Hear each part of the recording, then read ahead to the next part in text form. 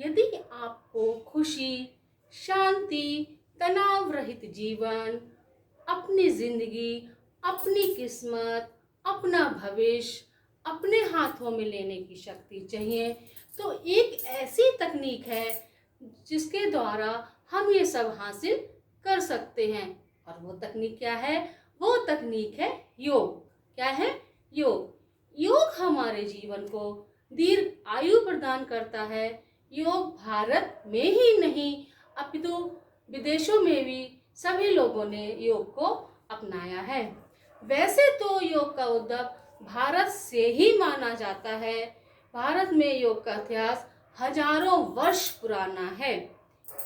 क्या आपको पता है कि भारत सबसे पहला योगी कौन था? सबसे पहले योगी भगवान शिव थे, जिन्हें योगिक कल्चर में आदि योगी नाम से जाना जाता है। भगवान शिव ने अपने 7 शिष्यों को योग सिखाया, जो आज सप्तऋषि के नाम से जाने जाते हैं। आज 21 जून को हम सभी लोग अंतर्राष्ट्रीय योग दिवस मना रहे हैं। अंतर्राष्ट्रीय योग दिवस के उपलक्ष्य में मैं आप सबको कुछ जानकारी देना चाहूंगी। इस वीडियो में इन बिंदुओं पर मैं आपको विस्तार से बताऊंगी।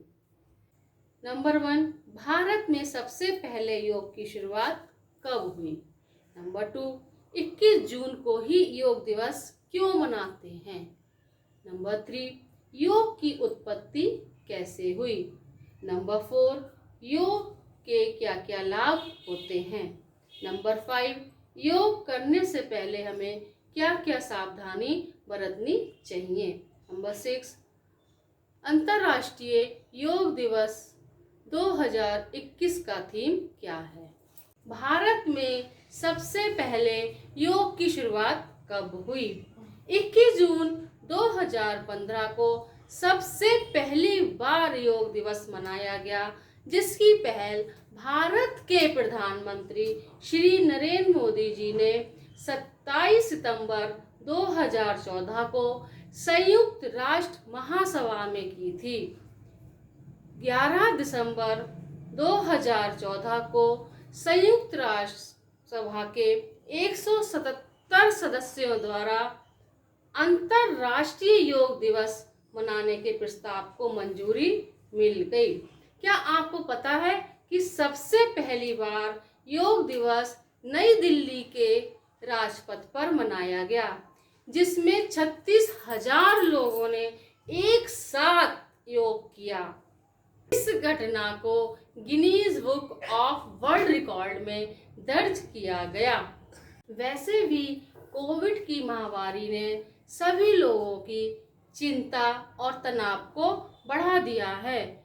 रोगी और आइसोलेशन में रोगी के स्वास्थ्य के अतिरिक्त उसके परिवार के सदस्यों पर भी बुरा असर पड़ा है।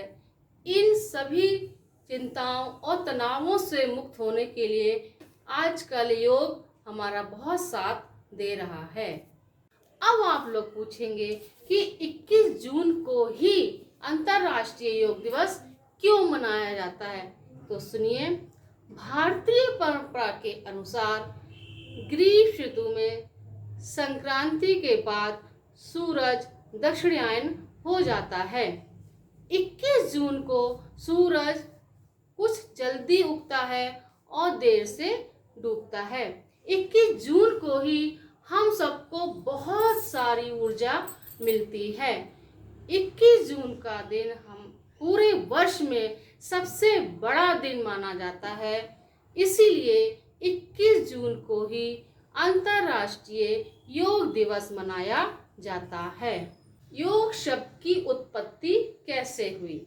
योग शब्द की उत्पत्ति संस्कृत भाषा के युज शब्द से हुई, YUJ।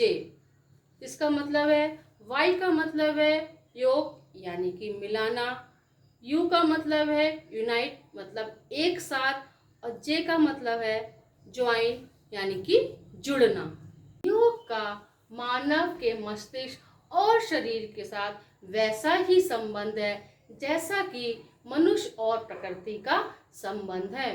योग का मतलब है संगम, हमारी बॉडी और माइंड का। योग किसी के शरीर, दिमाग, भावना और ऊर्जा के स्तर पर काम करता है।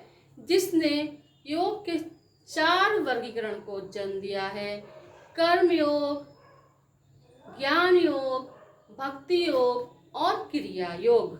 कर्म योग जहाँ हम शरीर का उपयोग करते हैं, भक्ति योग जहाँ हम भावना का उपयोग करते हैं, क्रिया योग जहाँ हम ऊर्जा का उपयोग करते हैं और ज्ञान योग जहाँ हम अपने दिमाग का उपयोग करते हैं।